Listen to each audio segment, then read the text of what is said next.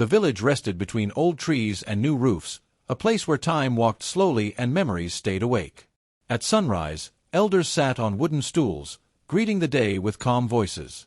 Children still learned respect before speed, and neighbors judged a home not by the shine of its gate but by the peace that slept inside it.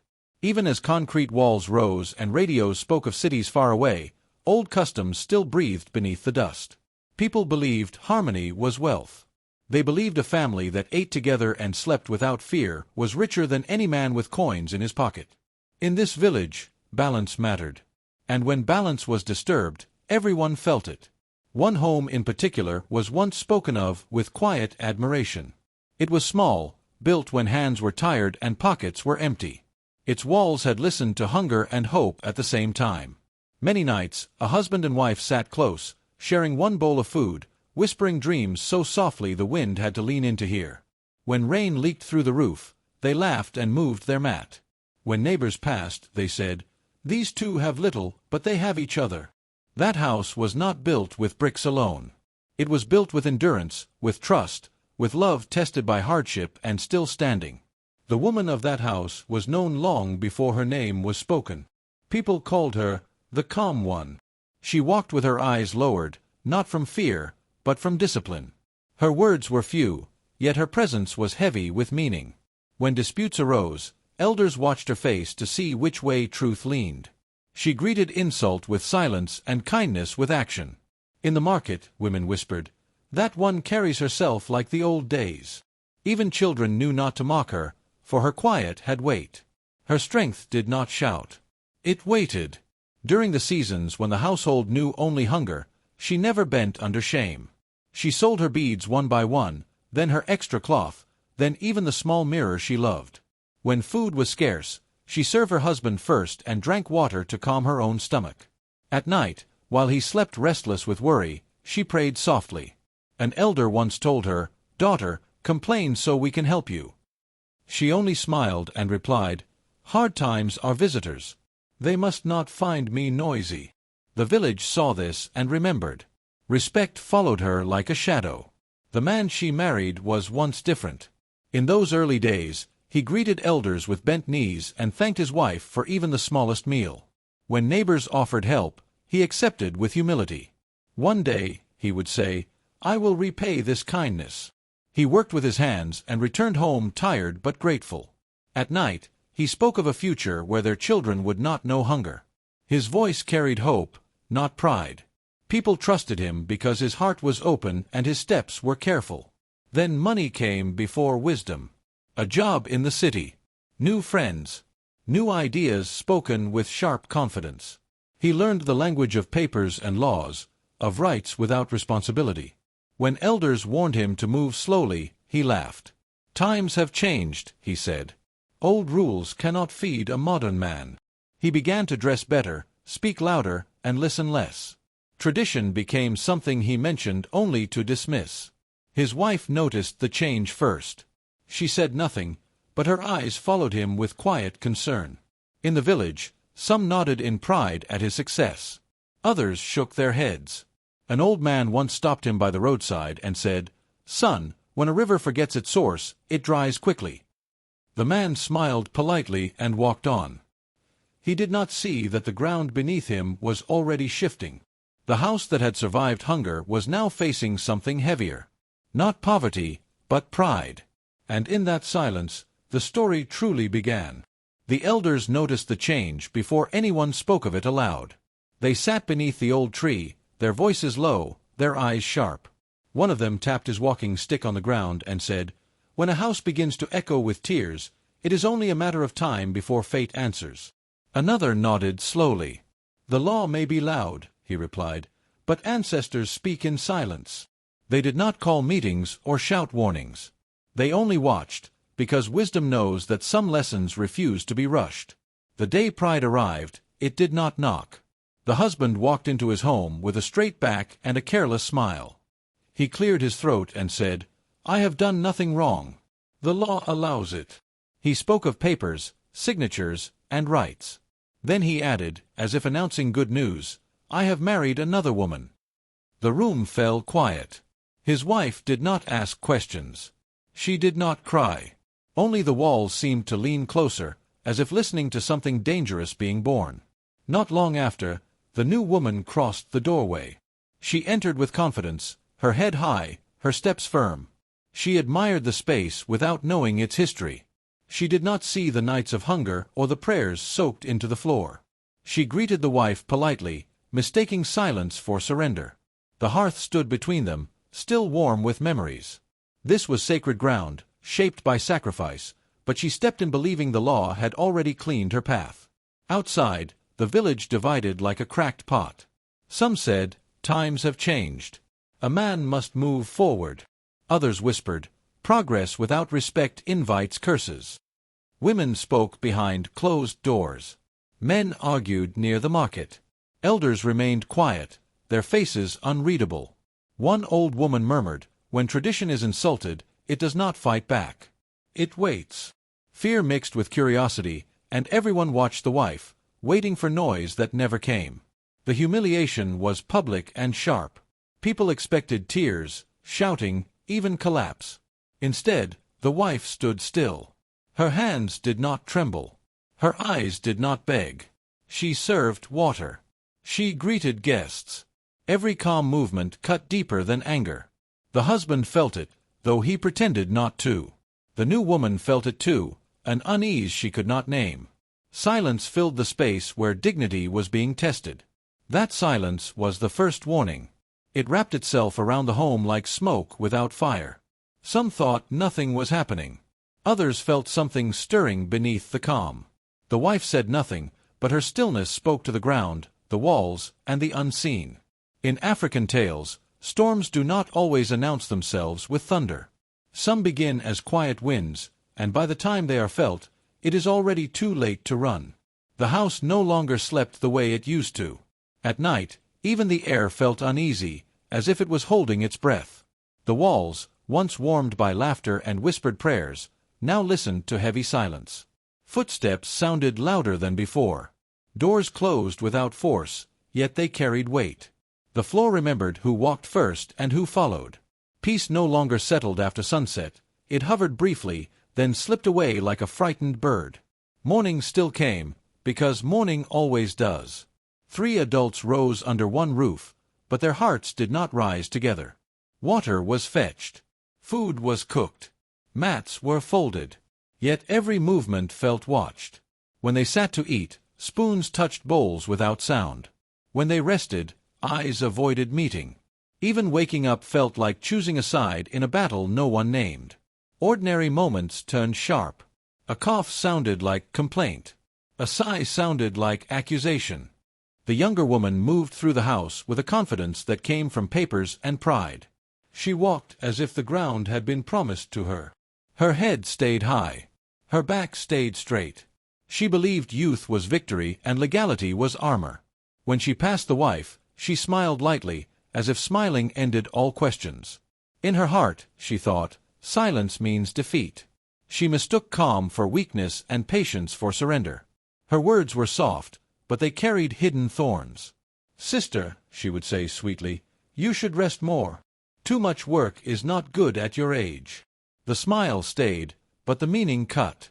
Sometimes she thanked the wife for cooking, but her eyes wandered, as if inspecting ownership. Even her greetings felt like reminders. This was not open insult. It was worse. It was politeness sharpened to wound. The man watched all this and said nothing. In fact, he enjoyed the quiet power it gave him. He liked being needed by one and obeyed by the other. Money spoke for him now. Comfort obeyed him. The law stood behind him like a tall shadow. When something displeased him, his voice grew firm. "I provide this house," he would say. "I decide what happens in it." He did not see the storm gathering beneath the still surface. He mistook obedience for peace.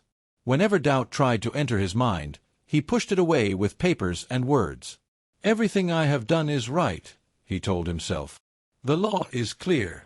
He believed documents could silence conscience. He believed signatures could erase pain. He forgot that tradition keeps records no paper can hold. He forgot that fate does not need permission to arrive. Through it all, the wife kept the house standing. The floor stayed clean. Meals arrived on time. Water was always ready. Her hands worked steadily, without shaking. She did not neglect a single duty, not because she was weak, but because she refused to let chaos claim her home. Her strength lived in discipline. Each swept corner was a decision. Each cooked meal was control reclaimed. She became the quiet pillar holding the roof while others tested its weight. Sometimes the husband looked at her and felt uncomfortable. "Why don't you say something?" he asked once, half annoyed, half unsure.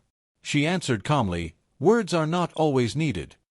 That answer stayed with him longer than he liked. The younger woman watched closely, waiting for tears, for anger, for collapse. None came. The wife did not beg. She did not plead. She did not explain herself to anyone. This confused the house more than shouting ever could. Her silence became a mirror. In it, the husband saw flashes of guilt he refused to name.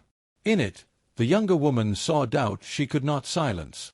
At night, when the house finally grew quiet, that silence pressed against every heart. And slowly, without noise, the balance of the home began to shift. What looked calm on the surface was already moving underneath. In African tales, this is how change begins, not with fire, but with heat. Not with thunder, but with clouds gathering quietly, waiting for the right moment to break. In the village, words moved faster than feet. They slipped through courtyards, climbed over fences, and settled in corners where people pretended not to listen. At the well, women leaned closer as buckets filled. "Have you seen her?" one whispered. "She does not cry," another replied, shaking her head. Some laughed softly. "If it were me, I would shout until the roof broke." Others lowered their voices. "No," an older woman said, eyes narrowed. "That kind of quiet is not empty." In the market, men spoke between prices and jokes. "The law allows it," one said. Another answered, "Yes, but the ground remembers." Truth struggled to keep pace with gossip, and by evening, the whispers had grown long shadows. The wife's calm began to trouble people. She walked through the paths as before, greeting elders, buying grain, returning home without haste. Her face did not change. Children watched her and fell silent. Women felt a tightness in their chests they could not explain. "Why does she not fight?" someone asked. An elder woman replied, "Because patience often walks ahead of consequences." Even laughter sounded wrong around her, as if the village feared waking something that was sleeping lightly. Calm, in a place that expected tears, felt dangerous. Under the old tree, the elders gathered. They spoke openly now, their voices measured. "The law is clear," one said, fingers tracing the lines of his staff. "A man may do this." Another elder cleared his throat. "Yes," he answered, "but ancestors do not read papers. They read hearts." A third nodded. When respect is broken inside a home, the damage does not stay inside. They argued without anger, weighing progress against memory. At last, the oldest among them spoke softly, "What is permitted is not always right.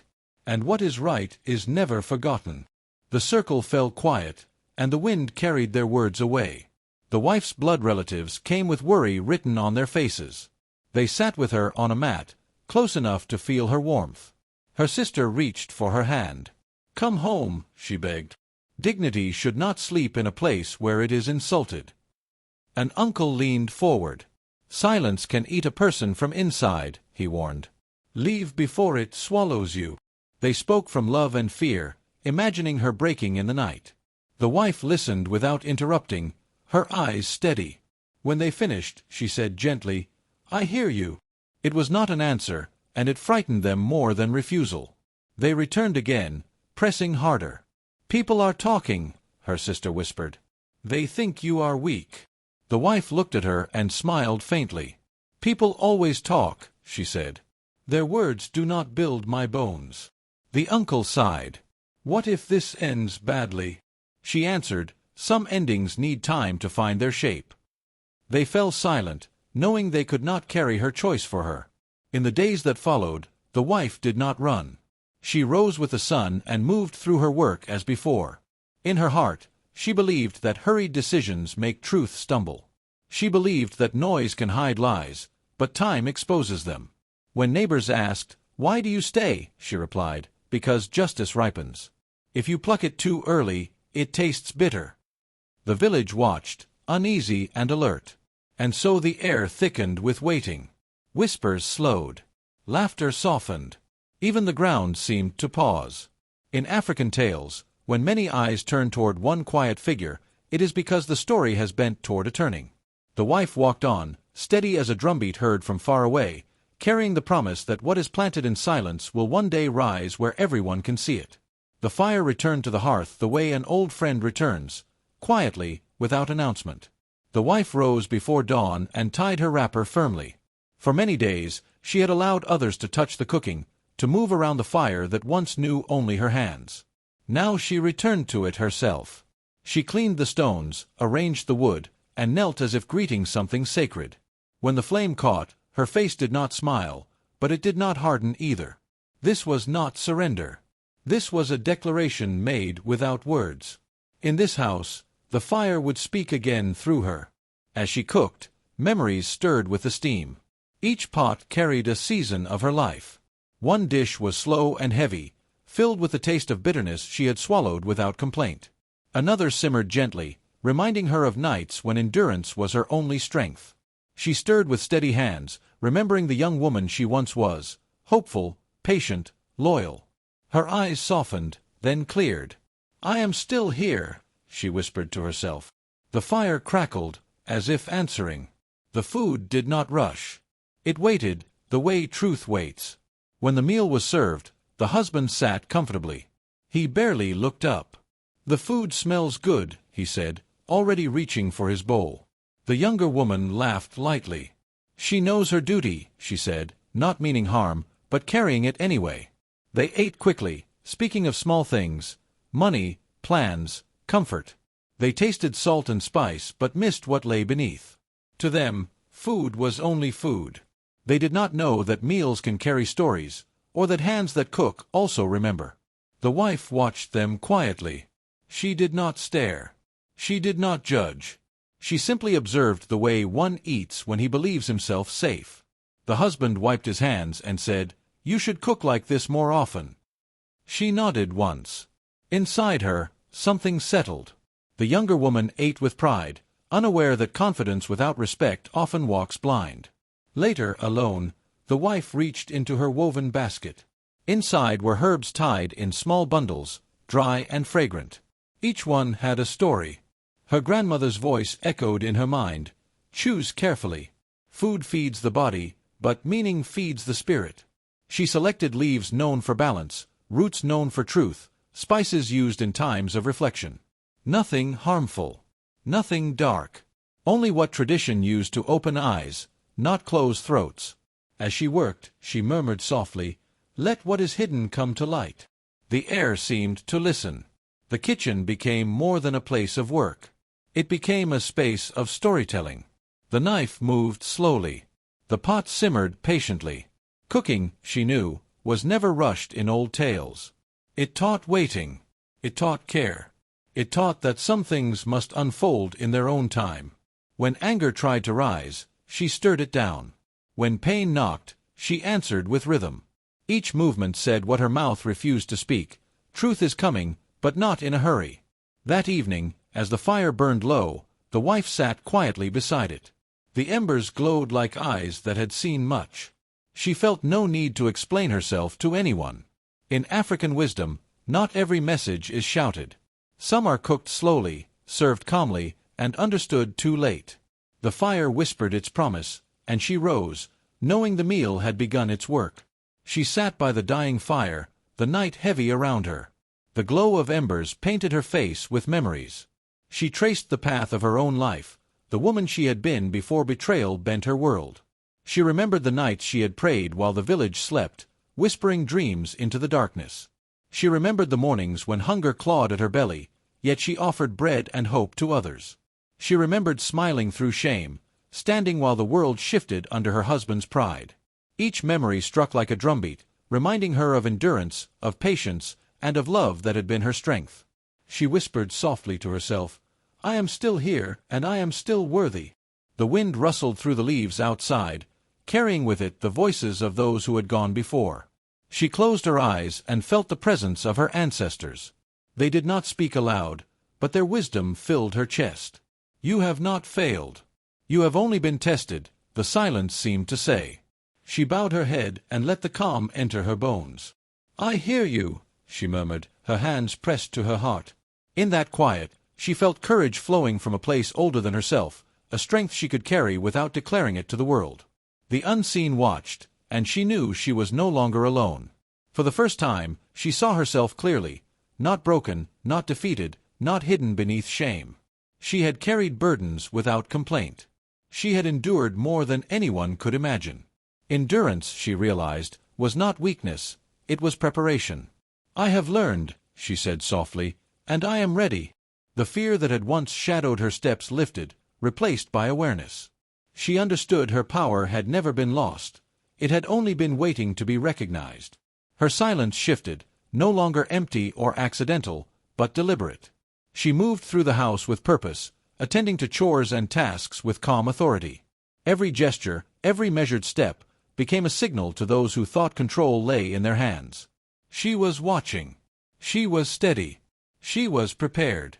And in that quiet, the house itself seemed to lean toward her, acknowledging that what is patient and intentional carries weight heavier than words or threats. In African tales, it is often in the stillness that the strongest storms are born, and she was ready for what was coming. The village hummed with music, drums echoing through the dusty streets as children ran between stalls and women clapped hands in rhythm. From every corner, voices called out praises. "He has done it! The son of our soil brings honor to our name." Laughter bubbled, glasses clinked, and the sun glinted off the new coins his hands had earned. On the surface, all was celebration. Flags waved, horns blew, and speeches extolled his triumph, but inside the walls of his home, a different air lingered. It was thick with tension, a quiet storm that no song could chase away. Drunk on applause and the warmth of envy and respect, he commanded a feast like none before. Tables groaned under the weight of roasted meats, steaming pots, and golden fufu. "Bring everything," he shouted, voice rich with authority. "Let them see how high one can rise when law and wealth are on his side." He believed that money and documents shielded him from judgment, that the laws of men could outrun the laws of spirit and heart. Guests arrived, smiling, praising, unaware that each plate they carried into the house was a step into a silent reckoning. Friends and elders filled the room, bringing with them the authority of tradition and the approval of society. "It is a fine table," one elder said, adjusting his robe. "You have provided well," another nodded, unaware of the quiet tension simmering beneath polished floors. The home seemed smaller than it should, the air heavier, carrying memories no visitor could sense. Footsteps echoed like warnings as each guest crossed the threshold, stepping into a house that had been reshaped by sacrifice, patience, and unspoken strength. Meanwhile, in the kitchen, the wife moved with calm determination. She approached the fire as one who knew it was more than flames and embers. It was witness, judge, and guide. "It is time," she whispered to herself, tying her wrapper tight. Each movement was deliberate, steady, a rhythm learned from years of endurance. She was not cooking for applause. She was cooking for truth. The smoke curled upward, carrying with it patience and memory, and even the walls seemed to lean in. She opened the basket her grandmother had given her, hands gentle on the worn handles. Each ingredient told a story. Bitter leaves to speak of pain endured, fragrant herbs for clarity, spices to summon patience, and grains to ground the body and spirit. This was no ordinary meal. It was history, wisdom, and warning folded into food. Nothing would harm, yet nothing would be meaningless. "They will taste more than hunger," she said softly, her eyes fixed on the fire, steady and knowing. The kitchen fell silent, save for the crackle of wood and the gentle stir of pots. Outside, laughter and music continued, unaware of the quiet thunder building within the walls. Every chop, every stir, every simmer was deliberate, words unspoken, power accumulating, and fate arranging itself with invisible hands. Even the fire seemed to hold its breath, and for a moment the world waited, as if the ancestors themselves had paused to see how truth would be served. The long table groaned under the weight of steaming dishes, colorful stews, and golden grains. Guests laughed and lifted cups of palm wine, unaware that each bite carried the careful intention of a woman who had watched too long, endured too deeply, and waited patiently. They ate freely, unaware that the kitchen's calm fire had already whispered truths into the air, and that the house itself was holding its breath. Every flavor, every aroma, carried memory and meaning. It was a meal that spoke louder than words, a feast where silence had become language. The side chick shifted in her seat, her confident smile faltering as glances darted toward her and lingered. The weight of the room settled over her like a heavy cloth. Eyes that had once been warm with admiration now studied her, curious, uncomfortable, judging. "Why is everyone looking at me this way?" she murmured to herself, stirring her food without tasting it. She felt the ground beneath her move, a subtle tremor in the household she had not anticipated. Her seat at the table, once so certain, now felt fragile. The husband, puffed with pride moments before, laughed a little too loudly, waving for attention. But the laughter around him dimmed, replaced by murmurs and sidelong glances. "Is something wrong?" he asked, attempting control, but his voice quivered where it had once commanded. He tried to mask it with jokes, with boasts of wealth and law, but even his words carried cracks.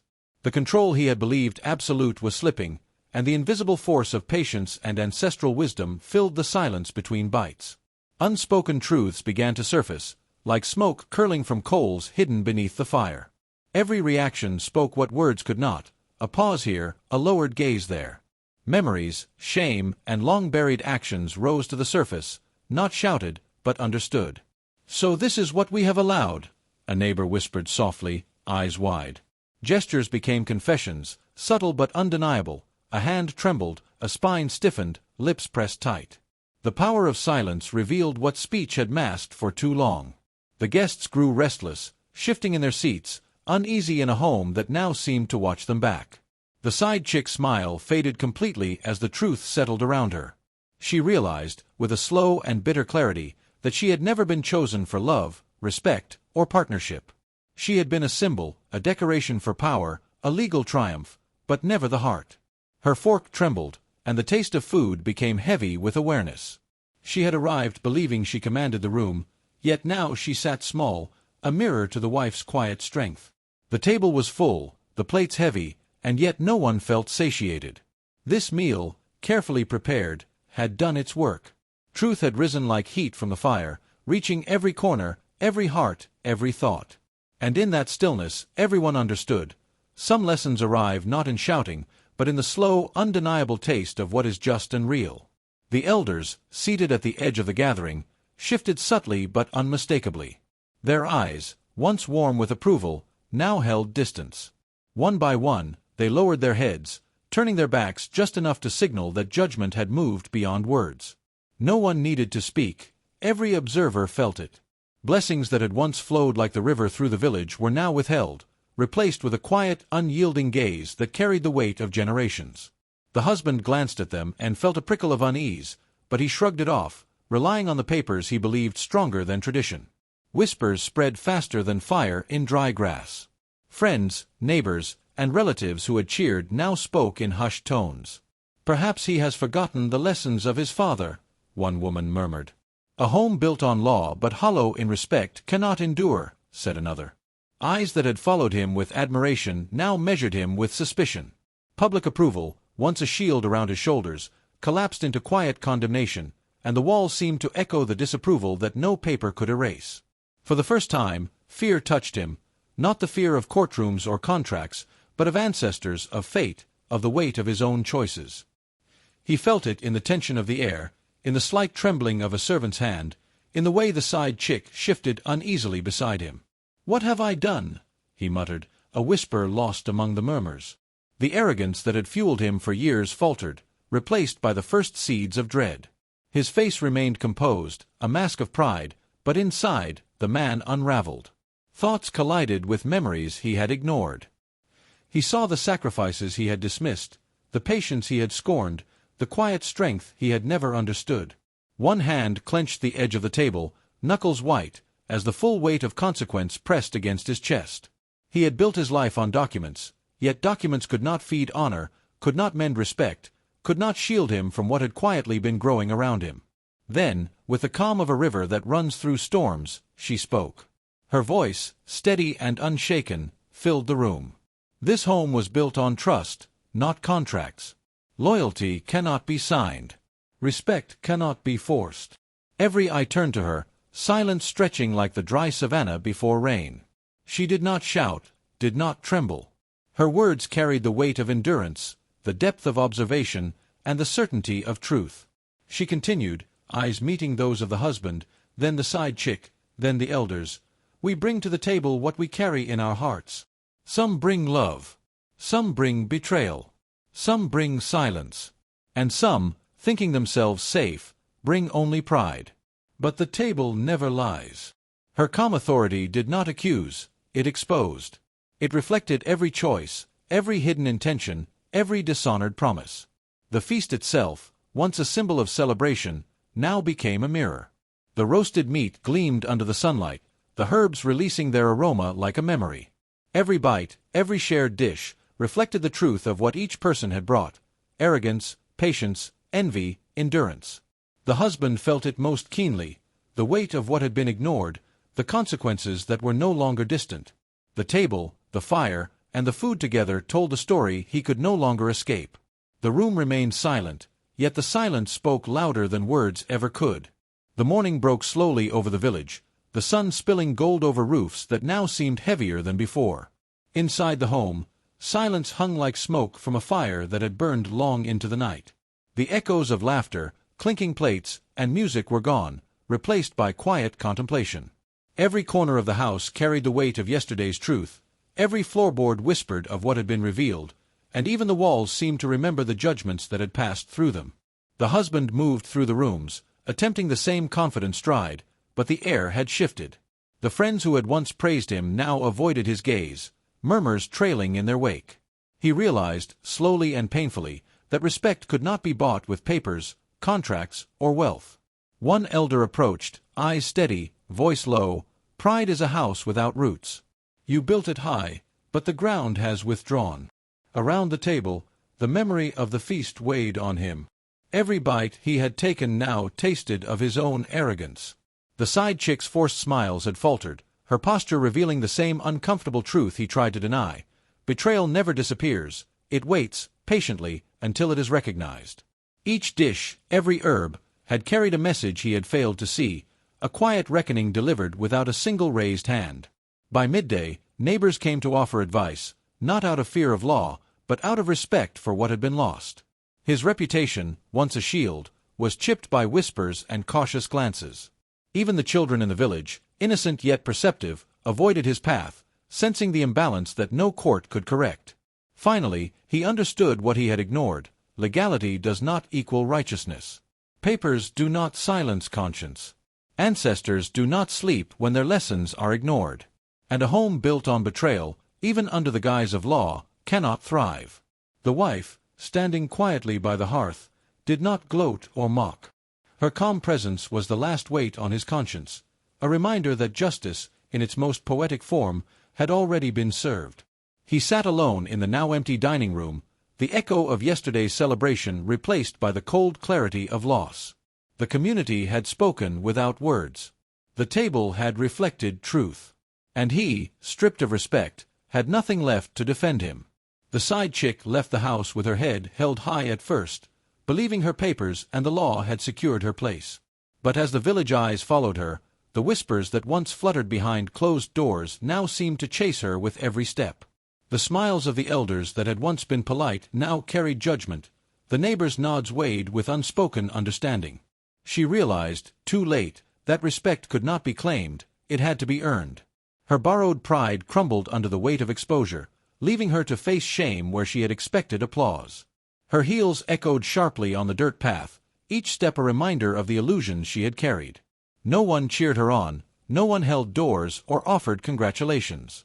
The borrowed power she had worn like a cloak was now threadbare, and even the house that had welcomed her now seemed to recoil at her presence. She understood, finally, that victory built on another's suffering always expires, and that the quiet truth she had ignored had been more powerful than any legal document. Inside the home, the wife moved silently through familiar spaces. The air no longer carried tension, but a calm that comes from endurance and clarity. She straightened the floor mats, arranged the herbs, and touched the hearth as if claiming her place once again. Her honor had returned, not with a shout or a show of anger, but through the unwavering strength that had held the house together when words would have failed. Her face was serene, eyes steady, carrying the quiet dignity that even the loudest celebrations could not match. Standing at the threshold of the kitchen, she looked outward at the world beyond the home's walls. Here, she could choose her own path, unbound by expectation or fear. She did not seek permission, nor did she ask for anyone's blessing. The crossroads of her life lay ahead, and she stepped forward with clarity, understanding that the choices she made now would define her future. Her silence had become direction, her patience a compass, and her strength a shield against all who might underestimate her. Later, the elders gathered under the shade of the ancient Iroko tree, their voices carrying a weight older than any law. "We spoke," one said quietly, "but pride closed ears. The warning was given, yet it was ignored." Another nodded, adding, "Let this be remembered by the living, for the guilty have learned already what no words could teach them." Their words did not scold or shame, but offered wisdom as a lantern to guide the next generation through paths of patience, respect, and understanding. The wife watched from a distance, feeling the ancestral truth woven through every cautionary word. She understood that life moves in cycles, justice, patience, and consequence flowing together like rivers through the village. And in that understanding, she knew she had not only reclaimed her honor, but had become part of a story that would be told long after voices were silent and fires cooled. The house, once full of laughter and the scent of celebration, now carried a stillness that spoke louder than any shout. Each corner remembered the whispers, each wall held the tension of what had been hidden. The neighbors spoke in hushed tones, their eyes reflecting the lesson they had all seen unfold. A home built on betrayal always collects its debt. Even the children, playing at the edge of the yard, paused as if the earth itself had sighed in remembrance. The story was no longer just theirs, it belonged to the village, etched into memory and conscience. No words were needed to show strength. The wife moved with calm certainty, arranging what remained of the kitchen, straightening the mats, setting the pots just so. The villagers who watched quietly understood that restraint often carries more power than the loudest rage. Silence had been her shield, her witness, her message, and in its quiet, it spoke truth no one could deny. The elders nodded among themselves, their eyes reflecting the slow, patient justice that had worked through the household. "Justice that walks slowly never misses its way," one said softly. "It does not hurry, it does not boast, but it always finds its mark." Even the husband, once proud and unafraid, felt the weight of consequences he could not escape. Documents could not save him, nor could wealth erase what had been witnessed. By nightfall, the wife stood alone beside the dying fire. The embers glowed softly, throwing shadows that danced along the walls, mirroring the story that had unfolded in silence. Her face was calm, unbroken, carrying the dignity that no betrayal could steal. Outside, the village settled into quiet reflection, the lesson passing from mouth to mouth, a warning and a guide for those who would come after. The fire went out, but the truth remained, burning steadily in memory, as unyielding and enduring as the woman who had held it.